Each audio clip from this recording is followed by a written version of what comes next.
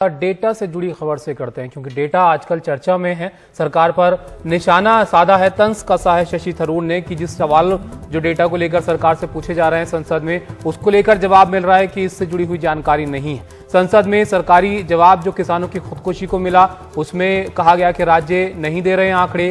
Lockdown में कितने प्रवासी मजदूरों की नौकरियां गईं, इसका डेटा नहीं है। कोविड की वजह से कितने लोगों का रोजगार गया, बेरोजगारी का क्या हाल है, इसका डेटा नहीं है। देश में अवैध प्रवासी जो हैं उनका डेटा नहीं है। प्रक्रिया इसकी जारी है, कहा गया। कोविड योद्धाओं को लेकर सवाल उठा, डॉक्टर्स जिनकी कोरोना की वजह से मौत हुई उसके बारे में कहा गया कि डेटा नहीं है। और अब ये जो मुद्दा है ये बड़ा होता हुआ नजर आ रहा है। शशि थरूर ने इसको लेकर तंज कसा है। नीता हमारे साथ मौजूद है और नीता शर्मा हमारे साथ मौजूद है। नीता, सरकार को डेटा मुहैया कराने में इतनी तकलीफ क्यों हो रही है? कोई वजह बता रहे हैं वो लोग? अलग अलग कॉजेस के लिए अलग अलग जो है उन्होंने अपनी तरफ से सफाई दी है। अभिषेक, जहां तक फार्मर्स सुसाइड का सवाल है, उनका ये कहना है कि एनसीआरबी ने केंद्रीय गृह मंत्रालय को बताया है कि अलग अलग स्टेट्स जो हैं वो फार्मर सुसाइड का कारण क्या है वो उन तक नहीं पहुंचा पा रही हैं, जिसकी वजह से एनसीआरबी ने डेटा जो है वो कोलेट नहीं किया। 2018 और 2019 में हमने देखा था केंद्रीय गृह मंत्रालय की तरफ से स्टेट्स को रिमाइंडर्स भी गए थे, लेकिन फिर भी स्टेट्स ने जो है वो ये डेटा सबमिट नहीं किया, जिसकी वजह से ये पूरा का पूरा जो एक कोलेटेड डेटा है वो सरकार प्रस्तुत नहीं कर पाई। जहां तक माइग्रेंट्स जिनकी जाने गई, जब हमने देखा था लॉकडाउन के दौरान काफी मजदूर जो हैं वो घर चल के जा रहे थे, इनमें कईयों की मौत भी हो गई। कई स्टोरीज एनडीटीवी ने भी कवर की थी। उनका जब डेटा मांगा गया तो उनका ये कहना था कि इसके ऊपर कंपाइल्ड डेटा जो है वो स्टेट्स कर सकती हैं इकट्ठा, हम लोगों के पास ये कंपाइल्ड डेटा नहीं है।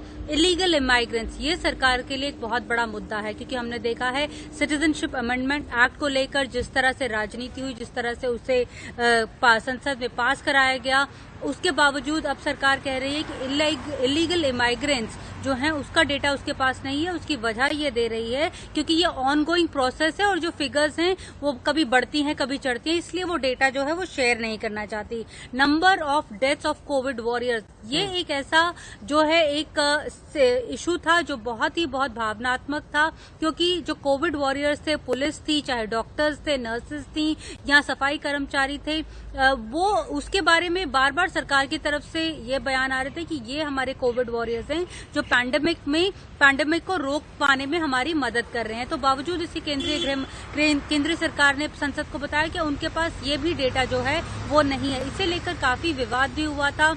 पुलिस सिक्योरिटी फोर्सेस की तरफ से उनका डेटा रिलीज किया गया था, डॉक्टर्स की तरफ से उनका डेटा रिलीज किया गया था। आज हेल्थ मिनिस्ट्री ने बोला है कि प्लाज्मा बैंक्स कितने हैं पूरे देश भर में, उनके पास ये डेटा भी नहीं है। यहाँ पे दो बातें समझनी बहुत जरूरी हैं कि जो सरकारें हैं वो जहाँ पे फंसती हुई नजर आती हैं, वो इस तरह का एक जनरल जो स्टेटमेंट है वो दे देती हैं कि लॉ एंड ऑर्डर जो है वो स्टेट सब्जेक्ट है, वो स्टेट्स जो हैं वो बताएंगी, या इस तरह का जो डेटा है वो कंपाइल नहीं किया जा पा रहा। लेकिन ये सरकार के लिए, एनडीए के लिए अजीब बात इसलिए क्योंकि ये जो सरकार है डेटा किंग मानी जाती है। छोटी छोटी चीजों के ऊपर इनके पास बहुत लंबा चौड़ा डेटा होता है। 2014 और 2019 के जो चुनाव हैं, Bharatiya Janata party data mining के सहारे ही जीत कर आई और इतनी बड़ी बहुमत में आई। तो ऐसे में पैंडेमिक का कर्व किस साइड जा रहा है, इसके ऊपर भारत सरकार आंकड़े रख रही है कि कितने क्वारंटीन किए गए, कितने जो हैं वो पॉजिटिव पाए गए। तो ऐसे में इतने क्रूशियल इश्यूज का अगर डेटा सरकार के पास नहीं है तो अपने आप में जो है वो सवाल उठने लाजमी है। नीता, इतनी सारी बातें पूछी गई, इसके बारे में डेटा नहीं है। कोविड की वजह से कितने लोग बेरोजगार हुए, जो कोरोना वॉरियर्स हैं उनका क्या डेटा है वो सब नहीं बताया गया। तो फिर इतने सारे जो कदम उठाए गए हैं कोरोना की वजह से, वो किस चीजों के आधार पर उठाए गए हैं? फिर सिर्फ खबरों के आधार पर तमाम जो मेजर्स लिए जा रहे हैं वो लिए जा रहे हैं?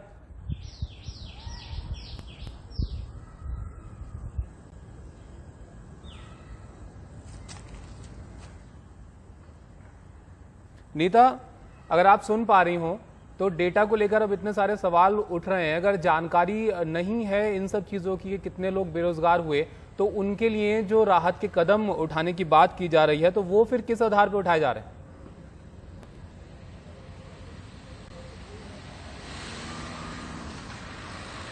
चलिए, नीता तक शायद आवाज़ हमारी इस वक्त नहीं पहुंच पा रही है, लेकिन डेटा को लेकर यहाँ पर राजनीति अब ज़रूर होने लगी है कि आखिर इन तमाम जानकारियों को क्यों नहीं साझा किया जा रहा है। फिर कैसे पता चल पाएगा आखिरकार कि इतना जो कोरोना का असर है वो किस तरह से लोगों पर पड़ रहा है।